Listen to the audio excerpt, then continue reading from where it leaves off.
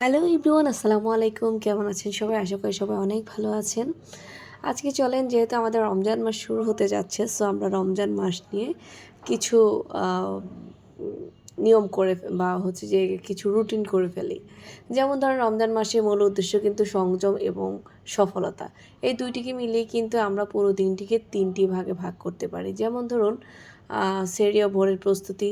সেহরির অন্তত ৩০ বা ১ ঘন্টা সময় আগে আপনি ঘুম থেকে উঠতে পারেন। এই সময়টুকু নিজের সাথে কথা বলার জন্য বা আল্লাহর কাছে আপনি যা চান আল্লাহর কাছে বলবেন, একটু নামাজ কালাম পড়বেন। এরপর হচ্ছে যে সেহরিতে ভারী ও তৈলাক্ত খাবারের পরিবর্তে আপনি আঁশযুক্ত খাবার যেমন কলা, ওটস বা খেজুর রাখুন। এটি আপনাকে সারাদিন সতেজ রাখবে। আর দিনের লক্ষ্য যেটা বলবো, সেহরি শেষ করে ৫-১০ মিনিট ভাবুন যে আজ আপনার বাড়তি কী ভালো কাজ করবেন এবং রমজান মাসে যতটা সম্ভব যত ভালো কাজের পরিমাণ বাড়ানো যায়। কাউকে সাহায্য করা বা নতুন একটি দোয়া শেখা বা বিভিন্ন ধরনের আমল করা, অনেক কিছুই আছে। যারা মুসলিম তাদের জন্য তো সবই। তো তারপর হচ্ছে যে কর্মব্যস্ত দিন, রমজানের কাজে চাপ বা ক্ষুধার কারণে মেজাজ আমাদের খিটখিট হয়ে থাকে। এটা সত্য কথা। নিজেকে মনে করিয়ে দিন, আমি রোজা রেখেছি, আমি শান্ত থাকবো। আমাকে ভালো থাকতে হবে, আরও ভালো বিহেভ করতে হবে। সোশ্যাল মিডিয়ায় অযথা সময় না কাটিয়ে সেই সময় একটি বইয়ের কয়েক পাতা পড়ুন, অথবা কোরআন পড়ুন, অথবা হাদিস পড়ুন। অনেক কিছু শেখার আছে, শেখার শেষ নেই।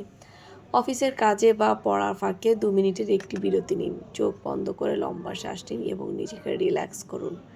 নিজেকে একটু শান্তি তৃপ্তি দিন।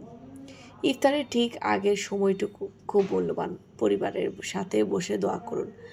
ইফতারে প্রচুর পানি এবং ফল রাখুন, যেটা আপনার শরীরের জন্য ভালো এনার্জি পাবে। ইফতারে হুট করে অনেক খেয়ে ফেললেও অলসতা চলে আসবে। অল্প খেয়ে মাগরিবের নামাজ পড়ে নেওয়া ভালো। অনেক বেশি খেলে কিন্তু অনেক সময় শরীরটা আরও অনেক বেশি অলসতা কাজ করে, আরও অনেক বেশি খারাপ লাগে। তারাবির নামাজকে ব্যায়াম বা বোঝা হিসাবে নাম রেখে দিনের শেষের একটি প্রশান্তিদায়ক মেডিটেশন হিসেবে আপনি গ্রহণ করুন। এতে তাড়াতাড়ি ঘুমিয়ে পড়ুন, যাতে পরের দিন আবার সতেজভাবে দিনটা শুরু করতে পারেন। এটা কিন্তু আপনার জন্য অনেক ভালো হবে। রমজান মানে শুধু খেয়ে থাকা নয়, এটা হলো মনের জঞ্জাল পরিষ্কার করা, নিজেকে সুন্দরভাবে সাজিয়ে তোলার উৎসব। রমজান মাসে আমাদের যখন অতিরিক্ত ক্ষুধা পায়, আমাদের কিন্তু মেজাজটা ভীষণ হট হয়ে থাকে, ভীষণ গরম হয়ে থাকে। যখনই রাগ উঠবে, সাথে সাথে স্থান পরিবর্তন করুন, অথবা অজু করে নিন। মনে মনে বলুন যে আমি আল্লাহর জন্য রোজা রেখেছি, আমি শান্ত থাকবো, আমাকে আরও অনেক বেশি ভালো হয়ে থাকতে হবে। আজকের দিনটি গতকালকে চেয়ে ভালো হোক, এই মানসিকতা নিয়ে আপনি এই ৩টি কাজ প্রতিদিন করার চেষ্টা করবেন। ১, দিনে অন্তত ৩ বার সব কাজ থামিয়ে ১ মিনিট চোখ বন্ধ করে ভাবুন আল্লাহ আপনাকে দেখছেন। এটি আপনার ফোকাস বাড়িয়ে দেবে যে আপনি যাই করছেন না করছেন, সৃষ্টিকর্তা কিন্তু আপনাকে উপর থেকে দেখছে, সো তাকে ভয় করুন। ২, ইফতার শেয়ারিং। আপনার পাশের বাসার কোনো অভাবী মানুষ বা রাস্তাঘাটে ইফতারের সময় হওয়া কোনো শ্রমিকের সাথে যদি আপনার দেখা হয়, কিংবা ওরকম ক্ষুধার্ত কষ্টে আছে, এরকম কাউকে দেখুন, অন্তত একটু খেজুর বা একটু পানি শেয়ার করতে পারেন তাকে। ৩, ক্ষমা করে দেওয়া। প্রতিদিন ঘুমানোর আগে আপনার মনে যাদের প্রতি কষ্ট আছে তাদের সবাইকে ক্ষমা করে দিন।